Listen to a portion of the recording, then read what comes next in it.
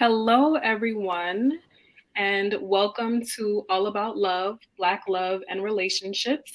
I am Niara Carinard, a Black mental wellness mentee who will be supporting this session today.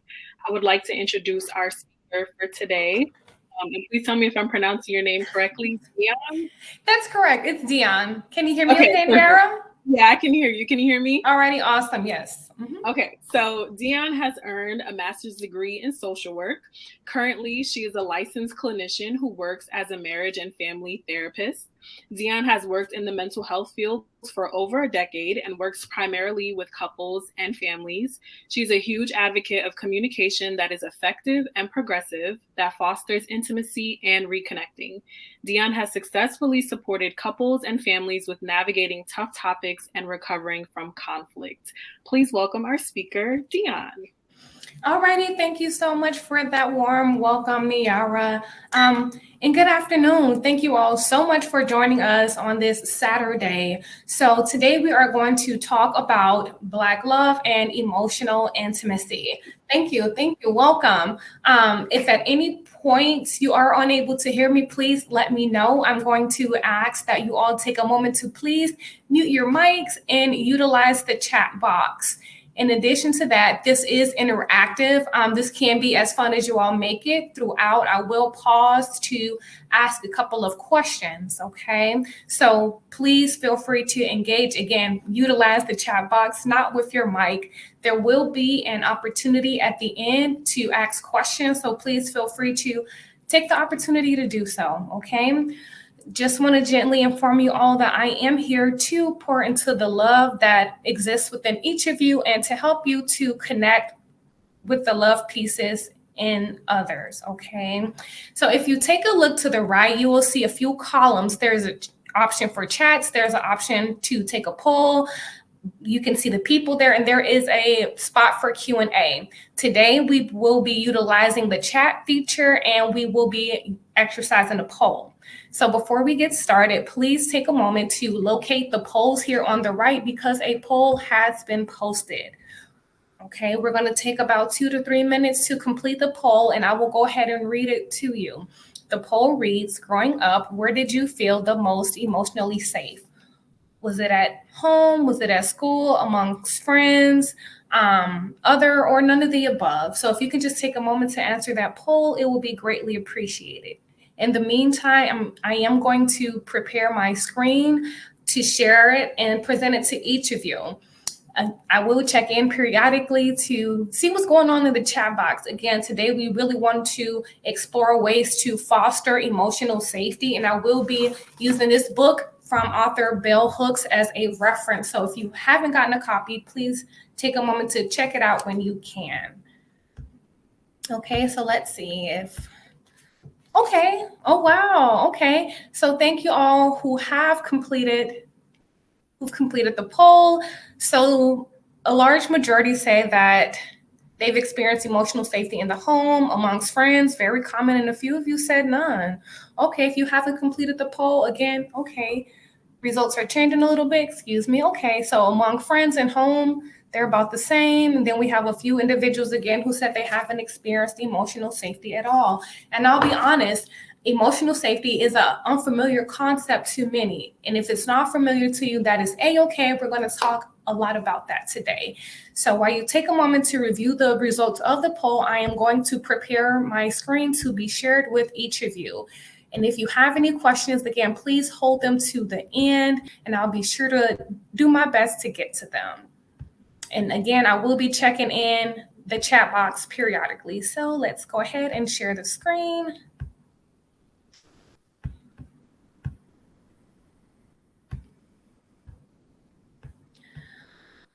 Alrighty, so as we prepare, I do want to share with you all a thought that I've had. I had this thought fairly recently that there are so many different ways to connect. We have cell phones, we have watches, we have so many different ways to connect, yet people are feeling more and more disconnected. With all the ways to connect, we're still seeing a strain when it comes to significant interpersonal relationships, when it comes to familiar relationships, when it just comes to connecting, period, there is a huge disconnect, which is almost the opposite of what we thought would happen when we came up with these different platforms and various ways to connect, okay?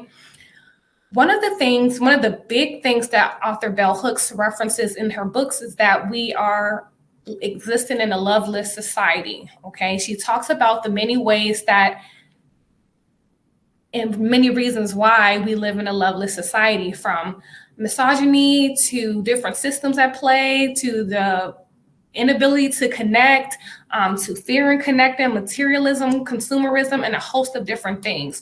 She places a lot of emphasis on the fact that we are living in a loveless society. And so today I want to, again, pour into those parts, pour into the love parts, pour into the intimacy pieces through embracing a love ethic, okay? A love ethic means, it's kind of like a life principle, and it's rooted in connection, respect, knowledge, responsibility, trust, care, and commitment in everyday life. The idea behind the love ethic is not reserved for those that you care about most, but again, it is kind of a guiding principle throughout life, okay? So I just want to share with you all the things that we are going to explore today. So again, my objective today is to pour into the love that exists within each of you and to help you to consider some barriers to foster connection with others. But here's today's objective for all of us. Today, we are going to define emotional safety. We're going to identify some barriers to communication. We're going to really explore some ways to navigate conflict. And we're going to look at ways to foster emotional intimacy. So please, if you have your cell phones nearby, if you have a pen or paper nearby, some of these things may resonate with you and some may not, and that is a-okay. Feel free to take notes for some parts that you may really want to explore individually, okay? So again, we're going to look at these different things and pour into the love that exists within each of you. So I want to take a minute to get your feedback on something. I have an image that I'm going to share, and I'd really like to know what you think about it. So this is part of the interactive piece. Please take a moment to look at this picture and share with me what you believe is going on here. So we're going to take about 2 to 3 minutes to review this picture. I'm going to look at the chat box. And you can give your feedback on what you think is going on.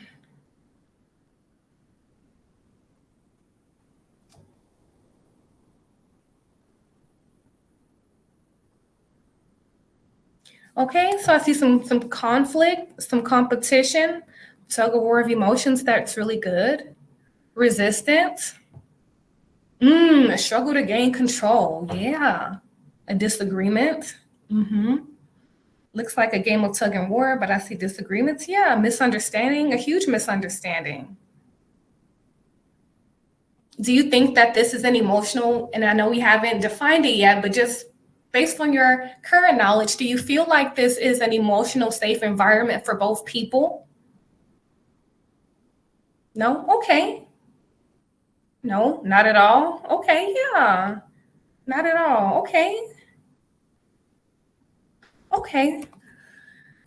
Thank you all for your feedback. So let's define what is this concept even mean? What is emotional safety? What is physical safety? So safe can be defined as secure from threat of danger, harm, or loss, okay? When it comes to this idea of safety, many individuals are very much familiar with the idea of physical safety, okay? Physical safety can be described as a place that offers protection and security from physical threats, accidents, hazards, assaults, violence, and abuse. Some things that come to mind include boundaries, security, and comfort. When it comes to our physical safety being jeopardized, we will not stand for it. We will not tolerate it in any way, shape, form, or fashion, okay? If it's frowned upon socially, it's very much frowned upon. If we know that we're in an environment that our safety could be jeopardized, where abuse is even possible, we will exhaust all measures to refrain from entering that space. We don't do well with threats, okay? Our fight or flights will kick in and we will avoid it at all costs. In addition to what I'm sharing with you all right now, again, it's frowned upon. So it's frowned upon for spouses to fight, for a wife to abuse her husband. It's very frowned upon. It's frowned upon for a teacher in our society to hit a child. It's not okay for us to jeopardize physical safety in any shape, form, or fashion. When it comes to loveless societies, threats to physical safety definitely feeds the loveless part in our society. Physical safety, again, is rooted in boundaries, security, and comfort, okay? So when you think about physical safety, consider your boundaries, your security, and your physical level of comfort. Again, many of us are very familiar with this concept. No hitting, no slapping, no punching. You smell smoke, you leave the building. We avoid threats to our physical safety at all costs.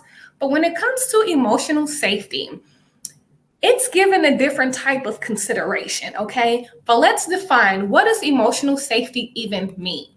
Closely related to the idea of physical safety, emotional safety too offers a sense of emotional protection that is unlikely to cause emotional risk, danger, injury, or loss. It offers emotional security and protection. Some things to consider when we talk about emotional safety include boundaries, security, and comfort, okay? Boundaries, security, and comfort emotionally. And I will be honest with you, emotional safety is so placed on a back burner that even when our emotional safety is jeopardized, people will try to make excuses for it and say, well, he just had a rough day. That's why he yelled at you. Or she just had a rough day. That's why she lashed out at you. That's why they called you names. That's why they violated your emotional boundaries, because they were having a rough day or they were stressed out. Emotional safety, in order for the love to thrive, we have to have a deep sense of emotional connectedness. We have to feel like our emotional boundaries will be respected as well, that we can show up and be ourselves and we will be protected in that. There is a sense of comfort that comes with feeling emotionally safe and physically safe. And if you remember nothing from today's session, one of the big things I really want you all to remember is that emotional safety is just as important as physical safety. Okay, emotional safety is just as important as physical safety. And working with couples, initially I'll ask, what do you think is more important? Often they'll say physical safety, physical safety, physical safety. But often they also present for threats to their emotional safety. Their emotional safety has somehow been violated. And oftentimes that is what brings couples and families in. And to be transparent with each of you, in our community, amongst our culture, emotional safety is not always prioritized. And if a child says, that hurt my feelings, or you're really embarrassed to me, especially if it's a boy, they will say, well, he may be told you're being weak or toughen up, or women are told you're just being too sensitive or just emotional, or whatever things are said that really invalidates the importance of emotional safety, such that it's been normalized. It's perceived as very, very common to not have your emotional needs met in a family or in a significant romantic relationship. But again, emotional safety is just as important as physical safety, and it too offers a sense of protection, security, comfort, boundaries, closeness, okay? So now that we have defined emotional safety and we understand that it is just as important as physical safety, let's take a look at this. Based off this image here, and I'm gonna take a look at the chat. Please utilize the chat. Do you feel like this is an emotionally safe discussion?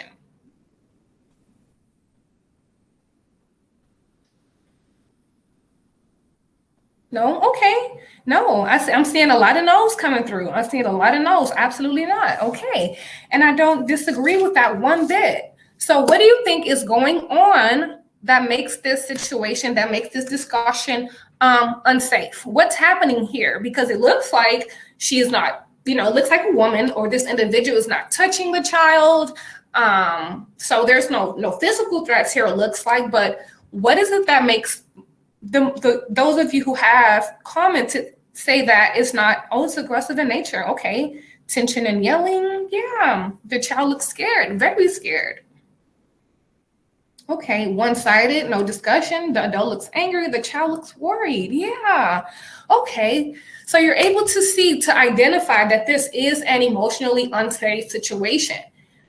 Very, very fear inducing. Thank you for that. So let's continue. Again, emotional safety is just as important as physical safety. I'll say it again and again and again because I really want you to understand that emotional safety does foster emotional intimacy, which can feed the love that exists within couples and families. So we saw a bit of a conflict there in the image that I showed you all. So let's look at some barriers to communication. I've heard individuals say, well, he knows how I feel because I told him, or they're just not listening, or they just don't care. Okay, so let's look at some barriers to, that's correct. Thank you for sharing that. Let's take a look at some barriers to communication. Okay, let's explore some. Some you all may be very familiar with, and some you may not have considered. So what I'm going to do is I'm going to share with you some barriers that I've witnessed in my experience, and later in today's session, we will discuss how to navigate those barriers. I'll also provide you with some real life examples. So some common barriers include, and again, guys, feel free to take notes. This is a part where you can say, this is how I'm showing up. This is something I can work on, or maybe this is something me and my partner can stand to work on. Okay, feel free to take those notes. So some common barriers include tone, mood, time of day, external factors like who's present, X, Y, and Z, the approach. That's common as well. Upbringing, cultural differences, societal norms, expectations. Expectations is a really big one that I want to talk a little bit about. Let's say you present a concern to your partner and they don't respond the way that you expected them to. So you feel like now that they don't care, now you're starting to become defensive and a host of other things. We'll talk about how to address some of these things. Physical health, that's a big one that does not always get considered. Is there any discomfort, pain, substances involved, and does the individual even have the capacity to engage in a discussion? I was working with a couple and one of the individuals was hypoglycemic. So that was something that we definitely realized needed to be addressed prior to engaging in conversation, because when his sugar levels were off, there was a host of other negative side effects associated with that. So again, is there any discomfort? Are there substances involved? What is this person's physical capacity? Over here on the left, on the right, these are some really, really big ones. Lack of receptiveness. So again, going back to what I shared a few minutes ago, someone may say, well, I told him how I felt, and the person may respond and we may not be receiving it well. We just may not be open as we think we are. One may start to feel attacked. As a result of feeling attacked, one will become defensive. This is really important because sometimes individuals are not able to, the body will respond. Let me say this, the body will respond to a perceived attack as though it is an actual attack. So even if you are not trying to attack your partner, if they are starting to feel attacked or you're starting to feel attacked, very naturally, we're going to want to defend ourselves. And it's not because we don't care, which is often what's delivered to say, well, you're becoming defensive, you don't care. And that's not always the case. Sometimes individuals feel attacked, and that's the piece that causes them to become defensive. Criticism, shutting down, and mental health diagnosis. So mental health has thankfully become very, very important. Mental health, well-being, we're really starting to prioritize that in our community, and I'm proud of that. So some ways that the mental health can be a barrier when you're trying to communicate is this individual undiagnosed? If they are diagnosed, are they participating in treatment? Does this individual even have the capacity, the mental health capacity to engage in the discussion that I'm trying to have right now? So these are some things that we want to consider. We can point at our spouses and say, hey, you're not doing this, you're not doing that. But for yourself, are there any barriers that you may be able to identify? What is the approach like? Is this a good time? We're sitting at a restaurant, we're driving this 5-hour drive or this 5-minute ride. Is now a good time for us to be having this type of discussion, okay? So these are some common barriers. Again, some may resonate, some may not, but these are just some things to consider. The mind wanders, okay? The mind will believe what you tell it to believe. What you believe, the mind will support your beliefs, okay? So let's talk a little bit about emotional sensitivities. This is another piece that may be familiar to some, may be unfamiliar to others. Emotional sensitivities are different than somebody who is emotionally sensitive, okay? A person who is emotionally sensitive, they may respond more intensely, and their emotions may be more intense than others, okay? So that's someone who their anger may be more intense, their sadness may be more intense. That is that emotionally sensitive individual. Emotional sensitivities, we can describe those as hypersensitivities to a particular matter, okay? So growing up, like back in my day, I'll say an example of emotional sensitivity would be someone's mom. Like, you don't talk about my mom, that's kind of off the table. That's an example of one emotional sensitivities. In couples, emotional sensitivity may be finances, whether it's a good discussion around finances, a bad discussion about finances, is just something that the individual may be hypersensitive to. So let's take a look at it. What happens? So hypersensitive to the discussion of finances. Finances are brought up. One or both become uncomfortable. There's some discomfort. There may be an outburst. And as a result of the outburst, that may cause a serious disconnect, okay? So what we want to do is we want to be aware of any emotional sensitivities that we may have. In a discussion with a good girlfriend of mine, she constantly reminds me that water boils at 212. So an emotional sensitive someone who has an emotional sensitivity, their water may already be at 210. It doesn't take much for it to get to 212. Whereas if it's a regular day-to-day discussion, their water may be at about 70, 65, but the emotional sensitivity is like right there. So that's something that we want to be mindful of, okay? So let's take a look at this. Now that we have identified some barriers to communication, I'm going to show you all an image. Can you share with me in the chat some barriers that you are able to identify here? So again, I'm going to pull up the chat. Can you share with me some barriers that you think, okay, so lack of receptiveness, okay. Body language, are there any other barriers? Okay. Thank you, yeah. Very much not engaged, okay. Lack of communication,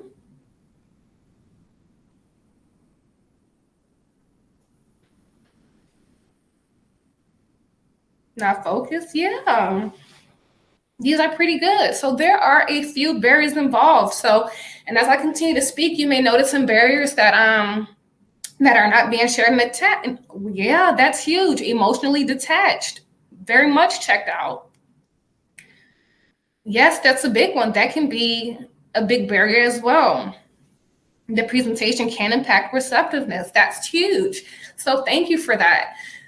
And so again, she may say, well, I told you how I felt, right? And he may say, well, I listened, I was there, I didn't interrupt you. But sometimes that's not enough. It's something, we're great. Thank you for opening up and talking to me. But again, sometimes it's just not enough.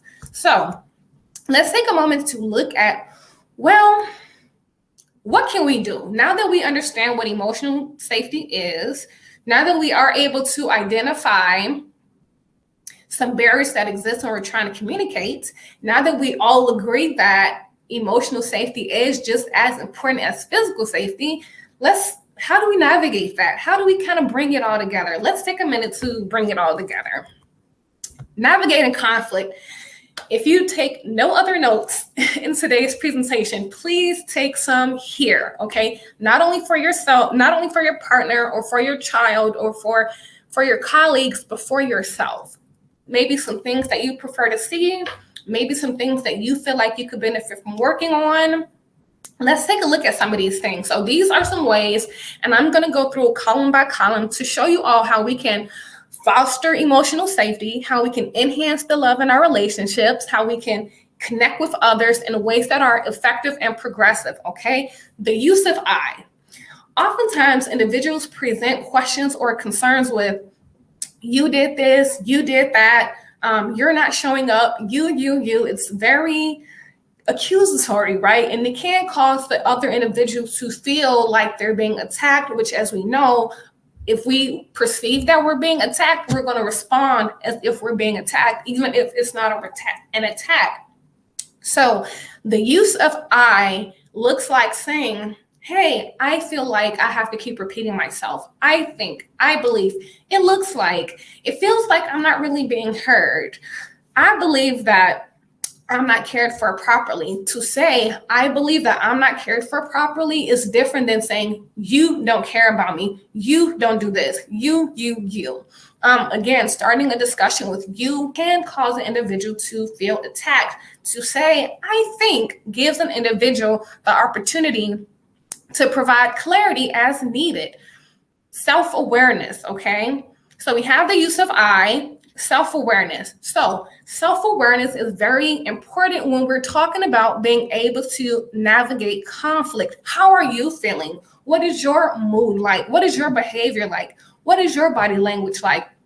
What are your beliefs? So going back to body language, in a image we saw on a previous slide, we witnessed how the body language can impact the communication in a not so good way. But the great thing is, what tools can be used to destroy, but they can also be used to build as well. So just as our body language can cause a disconnect, they can also aid in connecting too. You can also open up. You can also be mindful of how you're showing up in the discussion.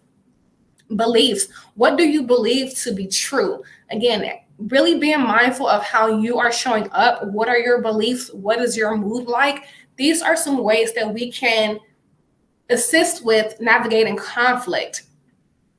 I do want to say, I want to pause here because I do want to add that oftentimes couples or families believe that conflict should not be present. It should never happen, X, Y, and Z. When we talk about healthy, significant, interpersonal relationships, it's not that we need to see a complete absence of conflict, but if conflict does arise, how do we navigate it? How do we come out of that space? So that's what this piece right here is about. External factors. So stressors, health. Again, we talked about health a little bit back. Timing. Let's say you've been at work for 12 hours or you just put the newborn baby to sleep and you're just finally ready to decompress. Most of the time you may not want to engage in a lengthy discussion about what you're not doing. So is the timing appropriate? Again, these are things that we want to consider. Differences. There just may be some differences that exist, and we want to be mindful of those things without applying force or pressure. For example, you may drive one way, your partner may drive another way. That's just something to consider. You may prefer the highway, your partner may prefer the back roads. It's not that one is right or wrong, and we'll talk about that in a little bit, but these are some things we want to consider. What is effective and progressive? Clarity. Clarity is huge when it comes to navigating conflict. State the intention. Hey, I'm sharing this with you. My intention is not to attack you, but I'm sharing this with you because I want us to come up with a solution. I'm sharing this with you because my goal is to get your feedback, or I'm sharing this with you not even to get your feedback, but I really need to vent because I don't like the way that your mother treated me over Thanksgiving. I'm not asking you to fix it. I'm not even asking you to talk to your mom about it. I just want to vent to you, okay? So state the intention. That can definitely minimize confusion. Refrain from comparisons. This is a really big one. Comparing happens often, and it's not from a negative place, but I will give you all an example of what this means and what this looks like, okay? Let's say a woman spends $50 on Amazon last week, packages arrived, she's happy, spouse says nothing. This week, he says, you know what? I want to buy some Bulls tickets. Since you bought those packages on Amazon, I feel like I deserve bowl tickets. I feel like I deserve some game tickets, some football game tickets, basketball game tickets. That's an example of comparing. It could be said, hey, I'd just like to get some Bulls tickets. What do you think about that? But oftentimes individuals compare to kind of give their preference a little more weight to say, you know what, since you did that, I feel like I should be able to do this. And oftentimes it doesn't go well. Avoid weaponizing. Sometimes weaponizing happens so much that individuals are not even aware that it's happening. So weaponizing looks like, well, you act this way because your father wasn't there, or that's why you lost the job, or that's why the kids don't talk to you, or that's why X, Y, and Z. That's weaponizing, okay? Weaponizing looks like using information against your partner so that you can gain the upper hand. And sometimes people will say, well, I'm just stating facts. These are facts. But sometimes those facts that are stated can really threaten the emotional safety, the emotional intimacy in the relationship, okay? Offer preferences to say, hey, I prefer to be treated like this. I prefer to go to the Bulls tickets. I prefer if we stayed at, your folks' house for 3 hours instead of 10, okay? Lead with clarity. Again, this is not about, well, who is right and who is wrong, but what is effective and progressive? What's going to help us to get to where we want to go, okay? We want to consider the other person's capacity. We want to even consider our children's capacity. Oftentimes, I've heard parents say, well, all they have to do is go to school. All they have to do is go to school. But it doesn't mean that just because they have to go to school or that's all they have to do does not mean that they always have the capacity to show up the way that we feel like they should be showing up. Okay, so we can consider our children's capacity as well. We can consider our own capacity, our bosses' capacity, our friends' capacity. Sometimes we call our friends and we just want to dump because they have been our safe place, but we want to consider, well, does this person have the capacity to even receive what I'm trying to share with them right now? Again, it's not about right versus wrong, but what's effective and progressive. Be receptive and place a pin. Placing a pin is huge, but it does require coming back to it. So placing a pin looks like we've considered the barriers and we've concluded that now just may not be a good time, whether we don't have the capacity, whether the kids are around, whether we're expecting guests. Placing a pin looks like, hey, I hear you and I see you. Let's put a pin in this and we can come back to this tomorrow or in 2 hours or whatever time you all agree upon.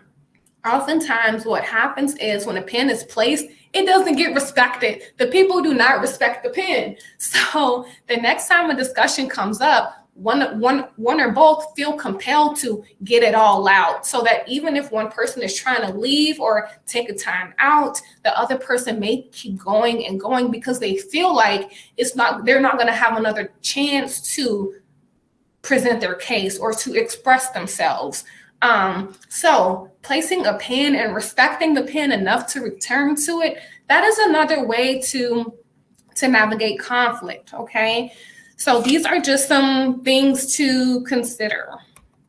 We talk about navigating conflict. So there are a few risks and there's some rewards when it comes to being able to communicate effectively. When it comes to considering the emotional safety, there are some benefits, but there's also some risks, okay, with not. So the benefits looks like when you are able to create an emotional safe space for you and your partner, for you and your children, between you and your friends, it aids in the ability to recover. Being able to recover from conflict is just as important as being able to navigate conflict. That fosters closeness, okay?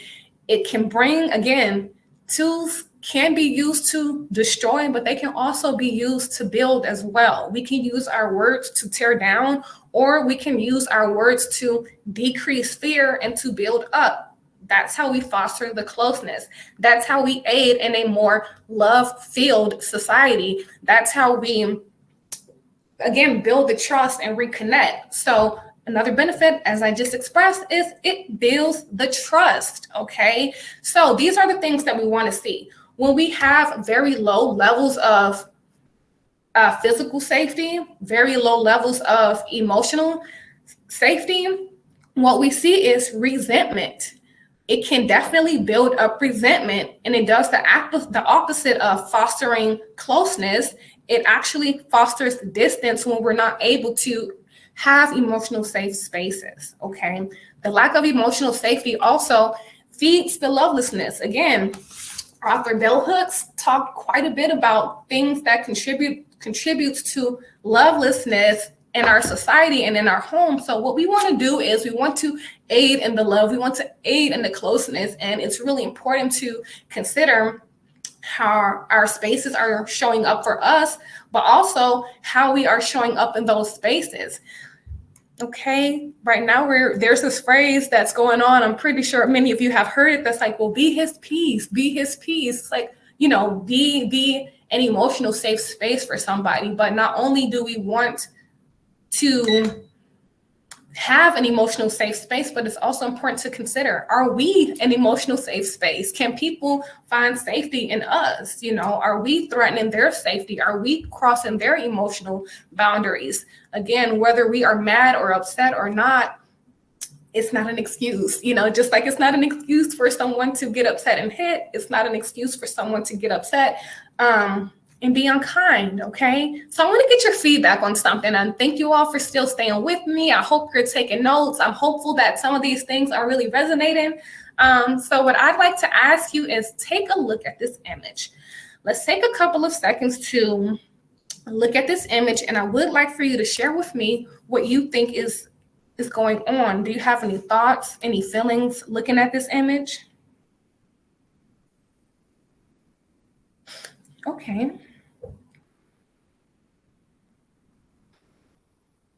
Okay, intimacy, connection, comfort, and peace. Okay.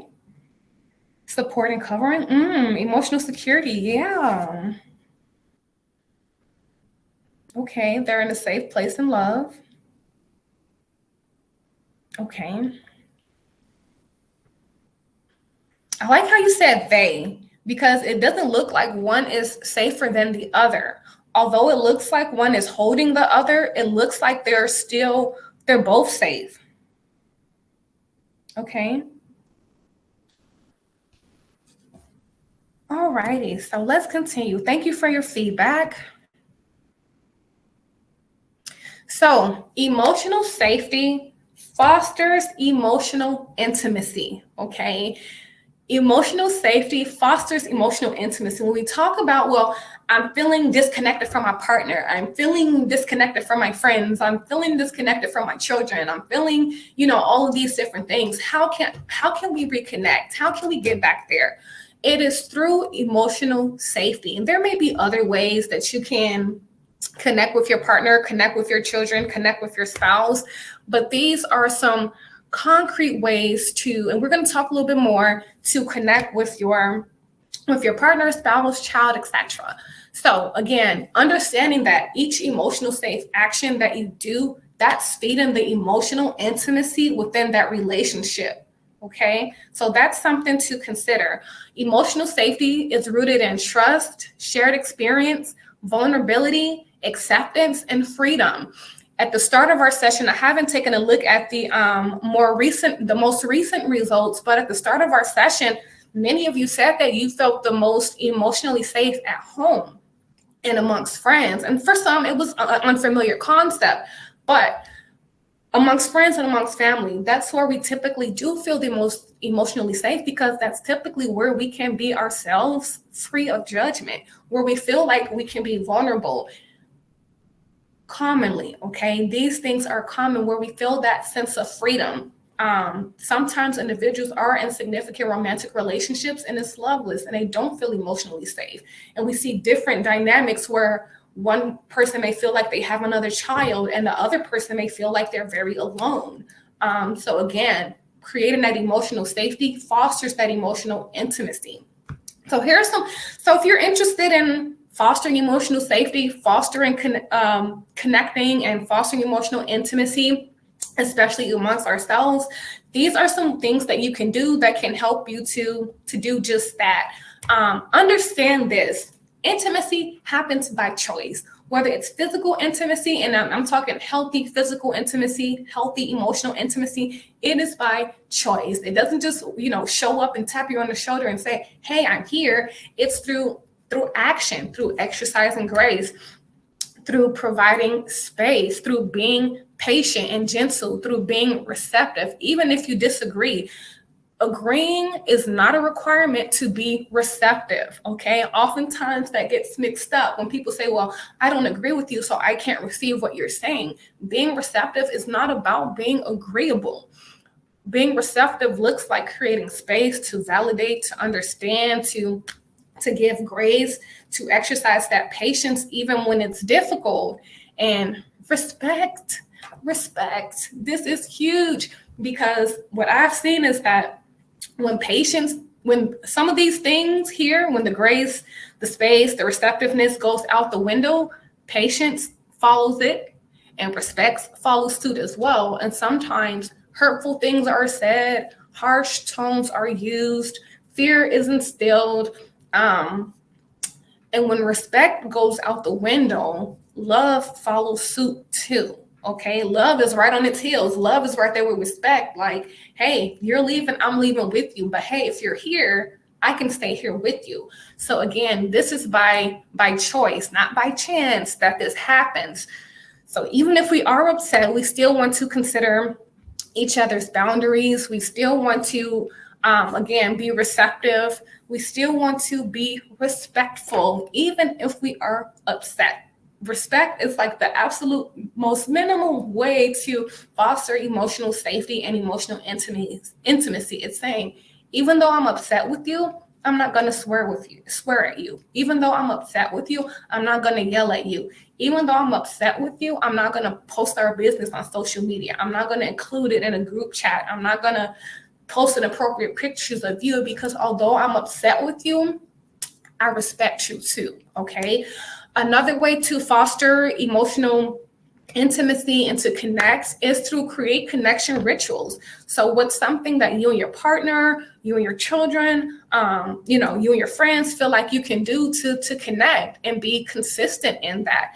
Part of getting something is obtaining it. We want to be able to obtain it, but the other part is being able to maintain it. It's okay, we can get the relationship. We can get the relationship.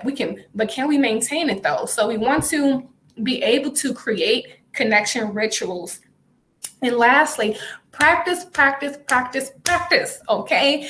It's not by chance, it's by choice. So we have to practice the grace. We have to practice the space. We have to practice the respect, even when we are upset. Practice is like a muscle. Okay.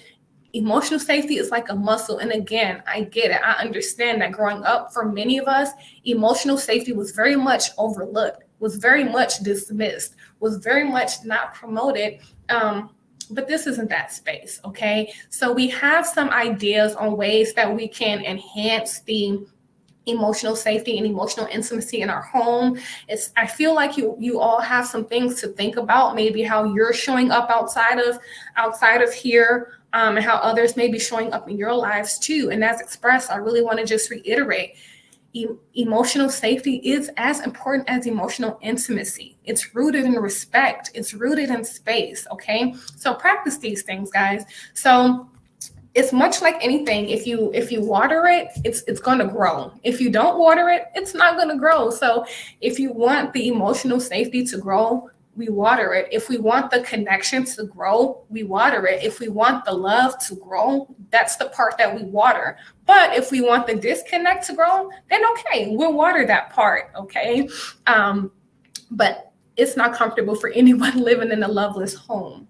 Okay, so these are some ways that we can, again, foster that closeness, create that emotional intimacy. And I am going to just give you my contact information. I'm going to take a minute or two to answer questions. So if you have any questions, please add them to the chat. You can take a screenshot really quickly if you'd like to get my contact information. And I'm going to stop sharing my screen so I can go to the chat to see if we have any questions or clarity, anything you want me to share with you all. And if we don't get to everything today, again, here's my contact so you can reach out to me, and I am very responsive. So let's go to the chat. I'm going to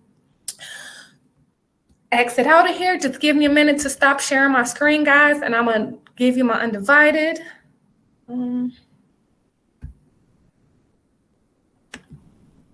Okay.